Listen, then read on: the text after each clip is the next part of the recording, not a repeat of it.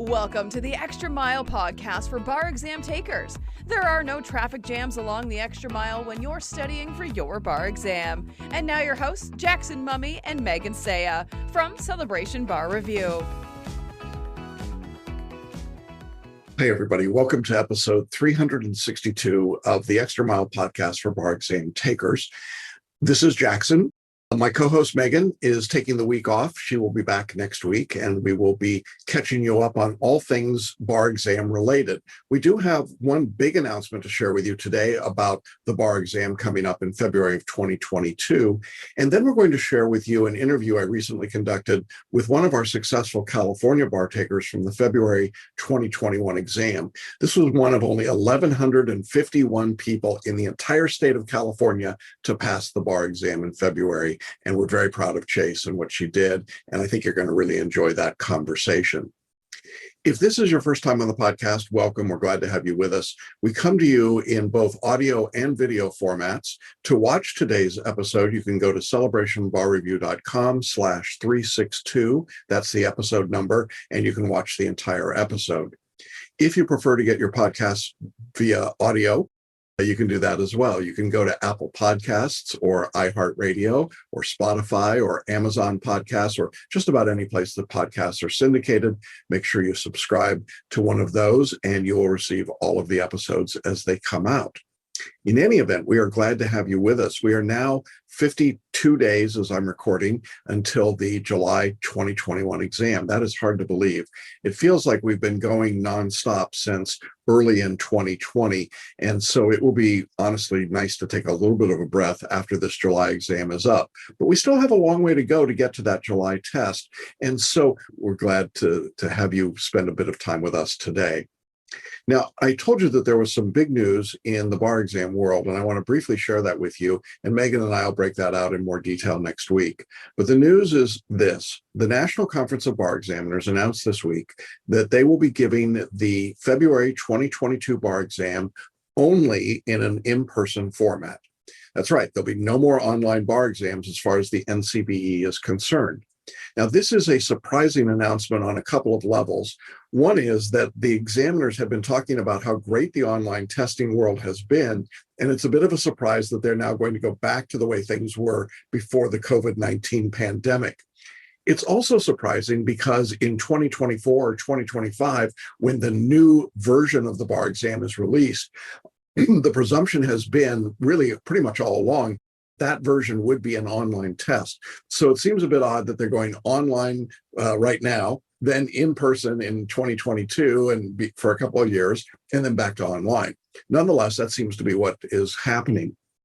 The other interesting part of this announcement is that it seems timed in a way to preclude big states that are not in the uniform bar exam world. So states like California, Florida, Georgia, to preclude them from trying to force the national conference's hand into an online test in 2022. And what I mean by that is that it's possible, and certainly happened in 2020, Florida just decided to not give the multi-state exam because they were doing an online test, and it was outside the dates that the NCBE was offering. So given that circumstance, it seemed reasonable that states like California or Florida or Georgia or others that were not UBE states might decide to hold their exams online.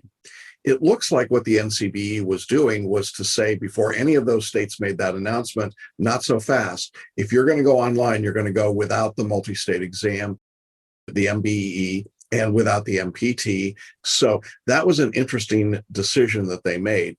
Now, obviously, if you're going to give in-person exams, you have to have some time for the logistics and organizing and renting the space and so on. So there certainly was some need to make that announcement early, but it was a surprise that it came out before the administration of the July 2021 exam.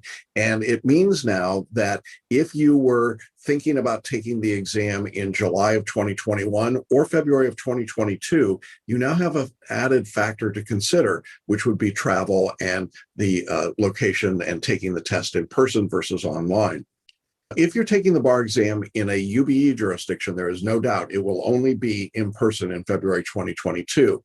But if you're taking the exam in California, Florida, Georgia, some other states that are not aligned with the UBE, I would not be completely sure that it'll still be an in-person exam. It may very well be an online test, and we'll see how that plays out in the weeks and months to come. So that's the big news. If you were a July 2021 bar taker and you were considering deferring to February, you now want to be aware that could change the format of the exam that you're taking, and that might be a factor for you positively or negatively. So just some things to think about. As I said, Megan and I will break this down in more detail next week, but we wanted to give you that fast breaking news. I thought that this was also a good time to share a really inspiring and encouraging story. So few people passed the California bar exam in February 2021 that it's almost ridiculous. In a state of 40 million people, to have 1,150 new attorneys is an outrageously small number. The pass rates were very low, and part of the reason was because the time between the release of results from what became the October 2020 California bar and the time to prepare for the February 2021 exam was incredibly short. It was just a few weeks. And so a lot of people opted out of the exam. Only about 3,000 bar takers in California for this test. Normally you'd be looking at 5,000 to 8,000 for that exam. One of those students that took the exam and passed is a student of ours, and her name is Chase, and she is just a ball of fire.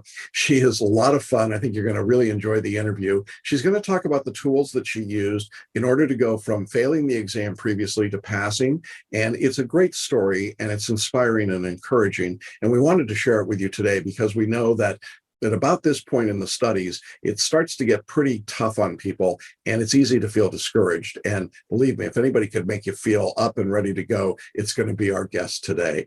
So let's go ahead and jump into this interview with a successful California student. Hey, everybody, welcome back to Hanging Out with Successful Bar Takers. And we have an interview I am so excited about. We have a new member of the California Bar. Chase, how are you?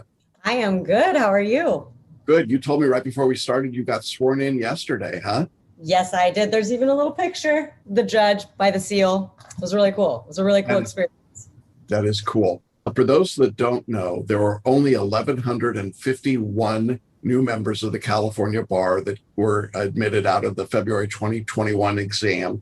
So you're one of those 1,151. How does that feel? Amazing. You know what? It's the best way to describe this feeling is it's indescribable. Like that, it's such an oxymoron, but it's so true. I cannot express how undescribable I feel. It's impossible to tell you. It's so amazing. For repeat bar takers, the pass rate was 27%. So that's what you were faced with. Pat yourself on the back, lady. You did something pretty incredible there. And this has been quite a journey for you. If I were going to say that somebody had virtually nothing going right for them at various times during the process, that probably wouldn't be much of an overstatement, would it? You want to tell us a little bit about the journey? Oh gosh, which one? Where do you want to start? Boyfriend had COVID. I had COVID. I have ADHD, just to throw that in the mix. That's not really anything new, but it's still a little bit difficult.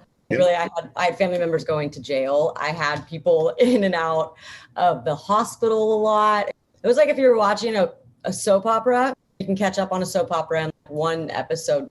You would have had to watch a full week of that soap opera to catch up on my bar exam journey. It was a lot. And you had taken the exam multiple times before this, correct? That's correct. When did you take the exam the first time? Do you remember?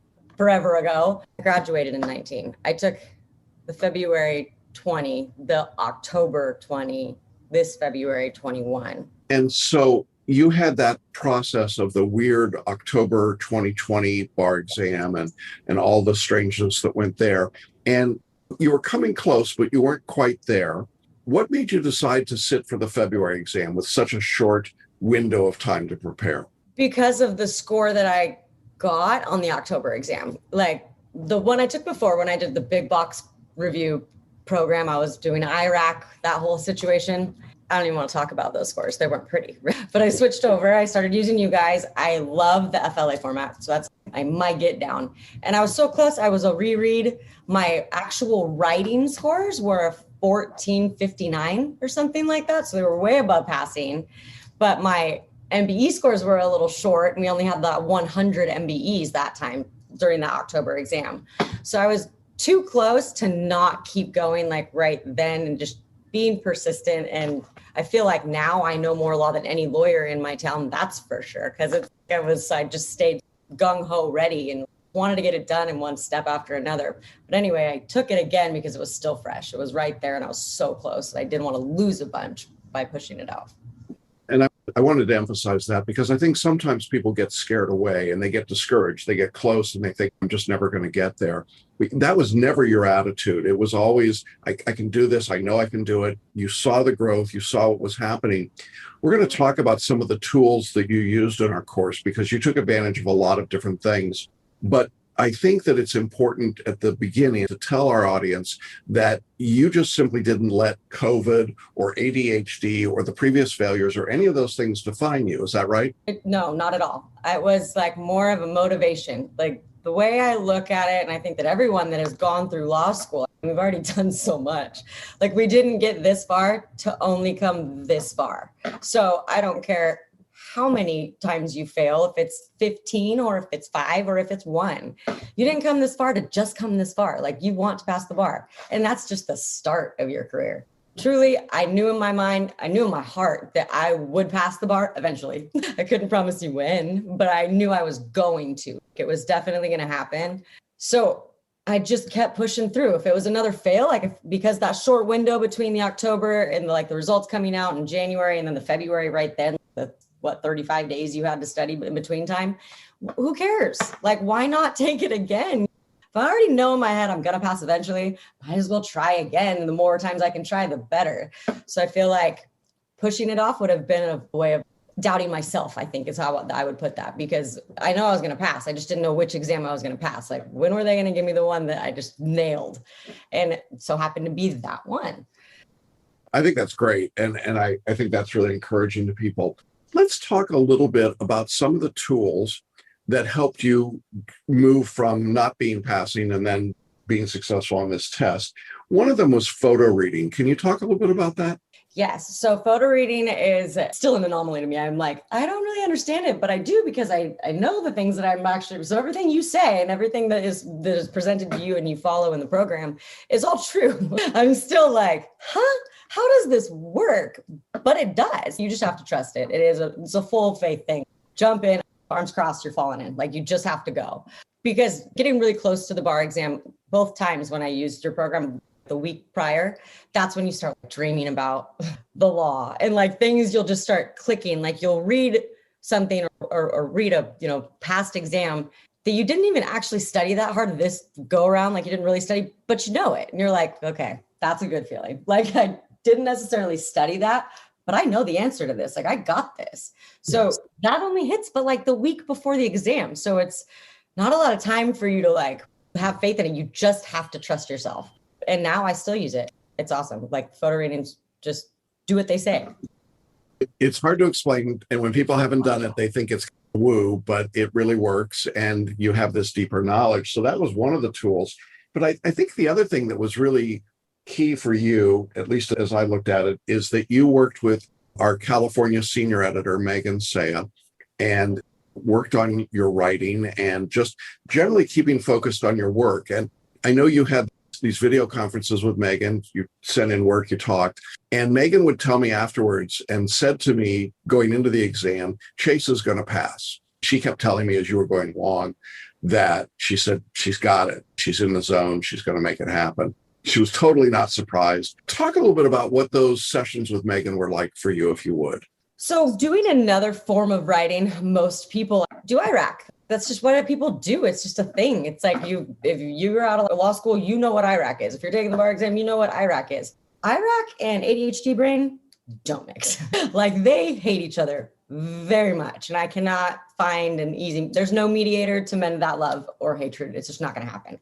So starting a new writing format like that, the whole FLA program, but the whole style, it's scary. Again, it's something that's okay, this could go really bad. But if I'm already messing up doing IRAC, what's it going to hurt, really? So you might as well just try. So I did the FLA format kind of by myself. I followed the introduction things from part of your basic program. And you get it, but you don't really get it. And you're not sure if you're writing it and you're not sure if it sounds good or if it makes sense. What I can tell you is the first one, I think, what is it? The Janet Jeweler, I think. So Janet Jeweler, that was a tort. When I wrote it for the first time, it was comfortable writing. Like it flowed for me. Like my brain was like following along and staying on cue, which is where my issues are. So it was very easy to write. However, I didn't know if it was good or not. I just knew it felt simple. FLA format, literally, like it soared my writing score. And it's because it makes sense. Like you're so right about it. It makes sense to write that way.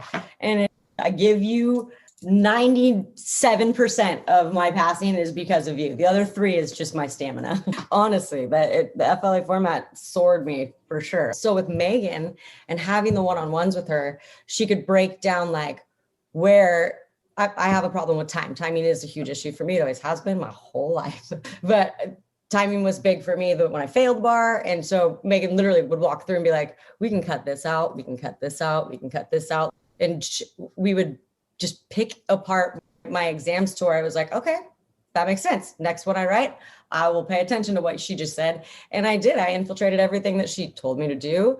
The first time I used FLA, my writing scores were great. Like it was the MBEs that I ended up not passing. And then this time, obviously, I passed. That's right. And I think sometimes people lose sight of the fact that having an objective voice, a coach to help you tighten up and make that work even better really makes a difference. You had a good, solid grasp of FLA, of the writing style that we teach. But I think what Megan was doing was what you described. She was helping you get that writing really as tight as we could get it so that there was less dependence on the multi-state score and give you as much as we could in the writing. It also is a challenge, of course, to take the exam online with the performance tests and the essays. You want to talk a little bit about that, what that experience was like? Gosh, the first one, that October exam was just, it was mayhem is what it was. So the first time doing PT, it's difficult. It's going to throw you for a loop no matter what. The bar exam in general is going to throw you for a loop. I can't even lie. So it just does. Something's going to hit you and you're going to be like, what?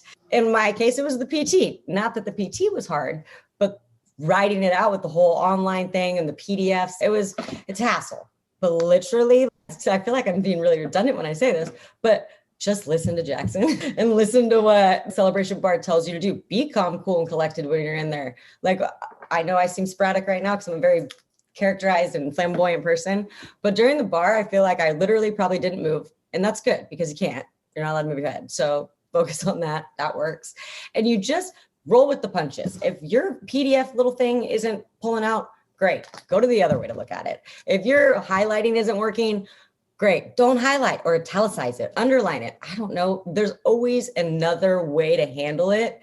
Just handle it. You're going to be a lawyer. Like you need to be able to handle this kind of stuff. Don't freak yourself out. It's hard. I get that. But everyone else is in the same boat you are. So you just got to be the one that can actually handle their cool. Don't let it disturb you and then ruin the rest of your bar exam if something happens to your computer. Make sure you have a nice computer, at least like newer, whatever, make sure it's all updated, everything works, and you use the program as much as you can, ExamSoft. That doesn't mean that's all going to necessarily work on the day of the exam, but at least gives you some sort of like understanding, muscle memory, where the highlight button is. Just it's the exam. Do your work, do your due diligence, and you'll pass eventually. I don't know when, but you will. Did you like taking the exam online at home as compared to going to a test center? I do personally, because I hate relying on this whole ADHD thing because I feel like it's a cop out. And so I'm not trying to do that by any means, but it's really overwhelming walking into a room. The first time I took it, I think I was down in the LA area, but it was just a lot. I like being in front of people. I'm a dancer, I'm a ballerina. I like being on stage. I really love to perform. Not necessarily on the bar exam day when you're like trying to focus your mind on something and you have 8,000 people around you. It was just a lot. So I think being at home in my own spot, I know this area, like I am calm. I cannot move here. I feel like I was all over the place sitting in on the bar exam. So for me, it worked. For anybody, it's distracting to go to the bar exam. I think for somebody with ADHD, it's almost torture. And so in my view, this is a really wonderful way to work through that. Another tool that we offered that you took advantage of was our Abundance for Bar Study MasterClass. You remember going through that webinar? And what was the value or what was the purpose for you in going through that? It like resets your brain. That's what it does. It's like a reboot, or you're getting like you're halfway charged, you're going all the way to full battery. It really just resets you. I remember taking it, and I specifically remember taking it because it was the first time I used you. So what was that? The second time taking the bar exam. This is when COVID was going. We had COVID. I had COVID. Boyfriend had COVID. The world was over. Everyone was miserable, and it was awful. It was like the perfect timing to take this because it is all your mindset. Like it truly is your mindset, and you can change your.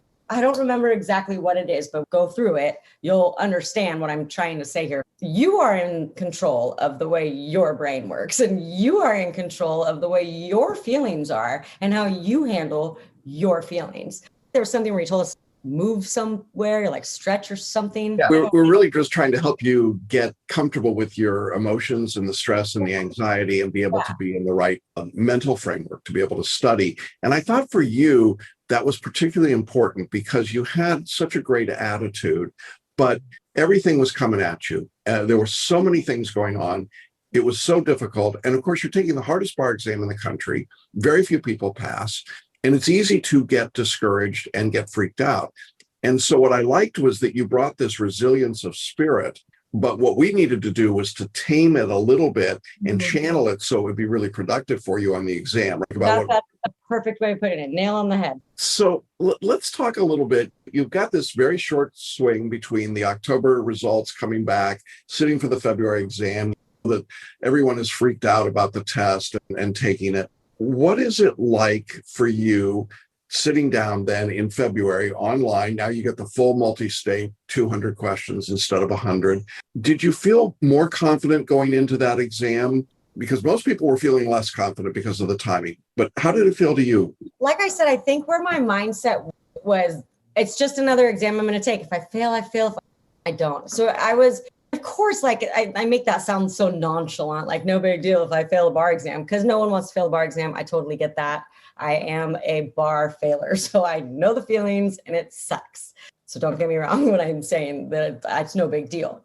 But I knew that I knew what I was doing. Like I knew that I followed the program. I knew that I knew the law with my writing work, with my work with Megan and the writing. I knew I could write well. So it was just being okay with what I was doing and being calm enough to like put it on paper. You know what you're doing, Chase. You've been practicing and studying this for a really long time.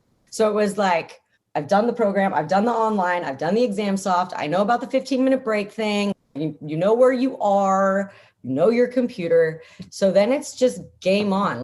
Bring your A game. It's go time. And so I was confident, but here's the thing. Like when you fail the bar more than once, there's nothing confident about you in a way, but you don't know what the hell they're going to throw at you. And it's subjective. I don't know what grader is going to be happy that day with my exam on one and the other. Like on my reread, I had someone give me on the PT a 60. The other person gave me a 75.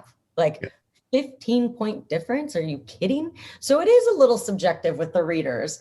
And it's just, you got to give it a shot. That's all you have to do. And because I had that going in, I felt like I was way more calm taking the exam. Like I was in the spot that you want all of your students to be in when they're taking the exam. I know that. So let's talk about what it meant for you and your boyfriend and your family to go through this process. Can you talk a little bit about that? You're right. I have a very like upbeat, happy-go-lucky, high-spirited person, but it was almost amazing when I actually passed the bar this time. My boyfriend, and mind you, he's all tattooed, big old boy, like manly man. And then my dad, who's 42 years practicing law, nothing can faze him. Those two men in my life cried a week. They're still crying. I haven't even teared up. Like they took it from me. And watching that was almost better than like the actual like passing bar. I'm like, oh my gosh, my poor family and like these poor boys who have been going through this with me this whole time. It means a lot to them, like everyone in your life that you are affecting by this bar exam. It means a lot to people. And I guess I didn't really notice that. I got it, but I didn't really like know the severity of it until I had like my father like bawling like a little baby. And then my boyfriend's like, Van, stop crying. You're gonna make me cry. I'm like, oh my gosh, you guys, like, grab a tissue. It's going to be okay. We're like moving on in life, but it's amazing that they're that happy for you. So it made it that much better for me. And my life got to begin. Like I've had my jobs waiting for me. My criminal defense side of the business is we have trial next week. When are you going to come on? Are you going to second chair this? So it's been a lot. And I've had a lot of help with my family, a lot to be able to study as much as I could. I did still work, but I didn't work as much during like times that I wasn't able to. So it just affected everyone. And watching the boys cry like little babies was the best part. I love that. I love that. It doesn't surprise me at all. I think that one of the things that people need to recognize is that California has 40 million residents, and they only admitted 1,151 people from the exam. I don't even know what the math is. That fraction is ridiculously small. It's the smallest number of people to have passed the Cal Bar in decades, and you're one of them. That must be an extraordinary feeling to realize that you did this thing that so few people were able to do. I didn't even know until you just told me just now about the number. So that's awesome. It really is. Finally. And we talk about getting your life back, but in a real sense, that really is what happens. You put things on hold, you study, you wait, you work through these things. The whole world has been on hold, obviously, the last year with COVID. And so it must just feel like this rebirth to you to have this opportunity. It's amazing. It really is amazing. I just gave this little speech when I got sworn in, and it was like real short and sweet, but it was like to like the 6 people that were there watching me get sworn in. I'm like, I thank them, like, thank you guys. We all just did this. We're the final standing soldiers, and we lost some good soldiers along the way. And I have a couple of friends that stopped taking the bar after they failed once or twice. They're like, no, I'm just not going to take it again, because it's an ego stabber and it makes you feel like crap, and it's a lot and it's expensive and it takes forever. But the 6 that were in there, I'm like, we were on the front lines the whole time too, because these 6 had been like going through it with me, the ups and downs and all around. But to be able to stand there and be like, we're the final standing soldiers, we all just passed the California State Bar exam. That feeling, like I said, it's indescribable. It's so amazing. But think of the best day of your life, times it by 5. It's probably where probably sitting there. So again, you didn't come this far to only go this far. And I think that's the advice that a lot of people need to hear. I know there are going to be a lot of folks who've taken and failed the Cal Bar, some of them for decades in cases. And it's certainly tempting to give up, but I wanted them to hear your story, because I think that very often what happens is we start saying and making excuses and saying, things aren't going my way. It's just not breaking right for me. There's a whole lot of problems. And I never heard you use any of those things as excuses. You recognized them. You weren't naive about them. You didn't ignore them. You just said, you know what, I'm going to find the tools to make this happen, and I'm going to do it. And I'm very proud of you. And I know Megan is extremely proud of you and thrilled for you. And I think that the quality of the person you are as a member of our bar is going to be extraordinary, because that's what we need in the bar, are people like you, Chase, who are filled with this spirit and this love of life and this warmth. And you persevered. You did what most people cannot do. You're absolutely right. You're one of the last standing here. And that's got to be just a chilling kind of moment. And I hope that for our audience, that you'll see that it can be done as well, and it's possible to make it happen. Do you have any other advice you'd offer, to those folks, or maybe to your earlier self, about this process? For the people that are more like me, that are always super, super upbeat, I think we talked about it once, I'm like the duck, on top, I can handle my stress, I'm cool. But underneath, it's you're going crazy. There's obviously, he said I had a lot going on. Like, I had a stroke. I had this weird eyelash thing where like my eyelashes were growing inside my eyes, so I couldn't see. It was like the weirdest things were happening to me, like physically. And there was so much, if I could list it all, it would take up the entire podcast. So it was just a lot. Just know that I was going through a lot. And I do maintain at least a good like shell. Everyone thinks I'm doing great. So my advice on that, if you're like me in that way, still recognize that you are human and that there's a lot of crap going on right now in your life. And maybe you should take a day, just a day. You don't need to take a week, just a day to reflect on that a little bit. Because I would have not done that like that. It is not in my nature to take a chase day. I just don't do that. But it helps. I would have told myself that the first time. The second time I did do that. I took a chase day. Like, it was like, okay. And there was family stuff going on, like up the yin yang, like it was crazy. So chase days sometimes involved like family/chase days, but leave yourself some space there. You can handle it. And don't be a Debbie Downer. My girlfriend, Deborah, great name, also passed the bar this time. She's Debbie Downer of all Debbie Downers. And I'm like, listen, lady, Linda, listen. Like, I was always like, stop talking about that. You're the one bringing yourself down. No one else is saying it. You are. Like, you're loading your own gun. Like, stop. So just try to maintain positive. You'll pass the bar. If you graduated law school, you'll pass the bar. Just don't know when. But know that you'll pass it eventually. Like I told my dad, I will take the bar until I'm 95 years old. If I have to, I will pass that thing. So I knew I was going to pass it. It was never a doubt in my mind. I just didn't know exactly when. And maybe that took off some of the stress of like, right now needs to happen. Right now needs to happen. Or maybe it motivated me more to be like, but I don't really want to take it when I'm 95. So get on with it. I don't know. I can't necessarily tell you exactly because I'm still like in the like flutters of shock that I'm now an attorney at law. I just got sworn in. I'm all good to go. I just try to stay motivated and don't give up. Don't. It's pointless. You did not come this far to only come this far. That's great.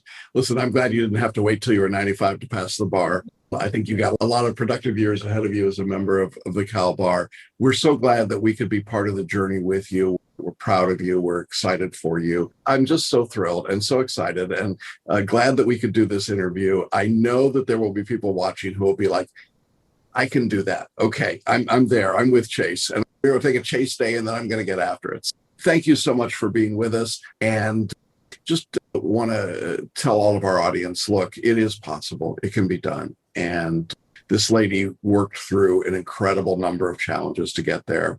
And you wouldn't give it all back, would you? I mean, for the feeling that you got right now. No, nothing. Like I would do it over again. That's saying a lot. You don't want to. But I would do it for this feeling again. Like it's an amazing feeling. All right. Great. Thank you again. Congratulations. We're going to sign off and we'll see you again next time with another interview with a successful student. That's our episode for this week. I hope you enjoyed our conversation with Chase. I want to remind you that we'll be back next week to talk about these changes in the February 2022 exam. We'll talk a little bit more about what's going on as we get closer to the July 2021 test and update you on any information that we've gotten from around the country on testing or formats or other information. I hope everybody has a great study week. Hope you're doing well, staying healthy. And we thank you so much for joining us and being with us each week as we move along the extra mile. Take care, everybody. Bye-bye. Thanks for listening and watching the Extra Mile podcast for bar exam takers at celebrationbarreview.com.